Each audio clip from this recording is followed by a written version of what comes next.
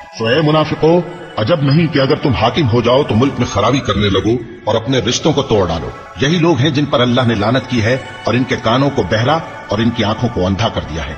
भला ये लोग कुरान में गौर नहीं करते या इनके दिलों पर कुफ्र पड़े? जो लोग राह हिदायत जाहिर होने के बाद पीठ फेर गए, शैतान ने यह काम उनको अच्छा करके दिखाया और उन्हें लंबी उम्र का वादा दिया।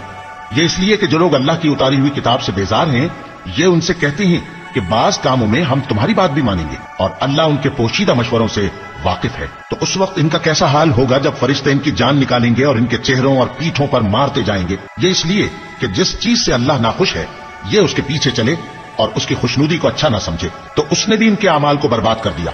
क्या वो लोग जिनके दिलों में बीमारी है ये ख्याल किए हुए हैं कि अल्लाह उनके कीनों को जाहिर नहीं करेगा? और अगर हम चाहते तो वो लोग तुमको दिखा भी देते और तुम उनको उनके चेहरों ही से पहचान लेते और तुम उन्हें उनके अंदाजे गुफ्तगू ही से पहचान लोगे, और अल्लाह तुम्हारे अमाल से वाकिफ है। और हम तुम लोगों को आजमाएंगे ताकि जो तुम में जिहाद करने वाले और साबित कदम रहने वाले हैं उनको मालूम करें।